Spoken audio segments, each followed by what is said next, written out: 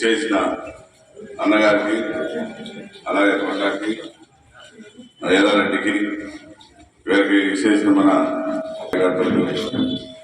నాయకులకు అందరికీ అలా తెలియజేస్తూ ముఖ్యంగా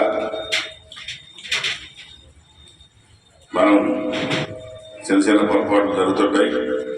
ఇట్లాంటి సర్దిద్దుకొని ఎలక్షన్ టైంలో అందరం కలిసికట్టుగా పనిచేసి మన ఎమ్మెల్యే అభ్యర్థిని సుజనా చౌదరి గారిని, ఎంపీ అభ్యర్థిగా సిన్ని గారిని మనం పశ్చిమ నియోజకవర్గం నుంచి మంచి మెజార్టీతో గెలిపిస్తే మనం పోయి వాళ్ళ దగ్గరికి వెళ్ళి మనం పని చేయించుకోవడానికి అడగడానికి మనకు ఒక హక్కు ఉంటుంది.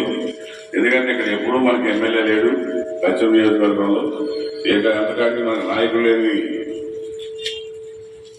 ఎమ్మెల్యే లేని నాయకులు అందరూ ఉన్నారు, కానీ మనకి ఎప్పుడు పనిచేసే నాయకులు ఎవరు లేరు. మనం కంకిపాటి నుంచి వెళ్ళిపోయిన తర్వాత ఈ కాన్స్టిట్యున్సీలోకి వచ్చి ఏదో సుఖపడతాం అనుకుంటే ఇందులో ఏమీ లేదు. ఎంత మనకు వలస నాయకులు వెళ్ళిపోయే వాళ్ళు ఎక్కువయ్యారు. మనం పని చేయటం 5 ఏళ్ళు 10 ఏళ్ళు పని చేశాక ఒక నాయకుడు ఉండాలి గుర్తెత్తాలి అనుకుంటే ఆ నాయకుడు వెళ్ళిపోతున్నాడు. మనం లాస్ట్కి ఏమవుతున్నాం, మనకి ఎవరికాడికి పోవాలి పరిస్థితి పోతాం. అలాగే అట్లా కాకుండా ఇప్పుడు మనకి ఇద్దరు వచ్చారు కాబట్టి ఎమ్మెల్యేగా క్యాండిడేట్ కూడా మంచి వ్యక్తి, కొద్దిగా పేదవాళ్ళన్నా చదువుకున్న పిల్లలు ముఖ్య సమావేశం చేసిన అలాగే పెరారెడ్డికి, ఇక్కడ విషయం తెలుగుదేశం పార్టీ కుటుంబ సభ్యులకి, నాయకులకి అందరికీ నా ఉదయపూర్వక నమస్కారం తెలియజేసుకుంటున్నాను. ఈ కార్యక్రమం యొక్క ముఖ్య ఉద్దేశం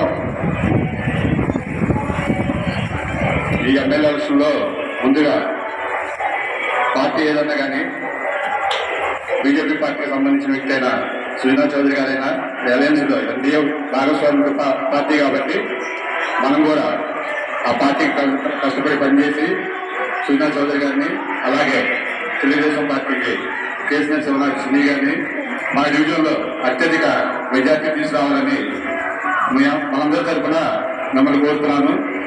డివిజన్లో రేపు మెజార్టీ వస్తే రేపు నాయకుల దగ్గరికి వెళ్ళి మనకి ఈ పని కావాలి, మనకు కావాల్సిన పనులు, అలాగే డివిజన్లో ఉన్న సమస్యల మీద కూడా మనం అడిగే హక్కు ఉంటుంది. కాబట్టి మనసులో ఎటువంటి విభేదాలు పెట్టుకోకుండా ప్రతి ఒక్కరూ పార్టీ కోసం పనిచేయాలని కోరుకుంటూ, అలాగే 43వ డివిజన్లో వైఎస్ఆర్సీపీ కన్నా మన పార్టీకి సంబంధించిన వ్యక్తులు ఎక్కువ మెజార్టీ తీసుకురావాలని మీ అందరి తరఫున కోరుకుంటున్నాను. 43వ డివిజన్ తెలుగుదేశం పార్టీ తెలుగు యువత సభ్యులందరికీ కూడా నా హృదయపూర్వక నమస్కారాలు. ఏదైనా కూడా ఇది ఒక క్రియాశీలక సమయం. 2019లో ఏదైతే మనందరం మరి పొరపాటును చేసిన చిన్న తప్పిదానికి రాష్ట్ర ప్రజలు భారీ మూల్యమే చెల్లించుకోవాల్సి వచ్చింది. ఈ రాష్ట్రం దరిదాపు 3 దశాబ్దాల వెనక్కి వెళ్ళిపోయాం. మరి అనేక రకాలుగా విభజింపబడి ఈ రాష్ట్రం ఇప్పటికే 3వసారి మళ్లీ విభజింపబడి ముక్కలయ్యి మరి అప్పులు నెత్తిని పెట్టుకుని వచ్చిన రాష్ట్రాన్ని ఒక గాడిలో పెట్టి దశ నిర్దేశం చేసి మన పిల్లలకి మనకి అందరికీ మంచి భవిష్యత్తు కల్పించాలని చెప్పి ఈ రాష్ట్రాన్ని మన చంద్రన్న ఒక కార్యదీక్షతో మరి అమరావతి రాజధాని కానీ పోలవరం నిర్మాణం కానీ శరవేగంతో పరుగులు పెట్టించి మరి 16,000 లోటు బడ్జెట్లో ఉన్న రాష్ట్రాన్ని 3,000 4,000 మిగులు బడ్జెట్లో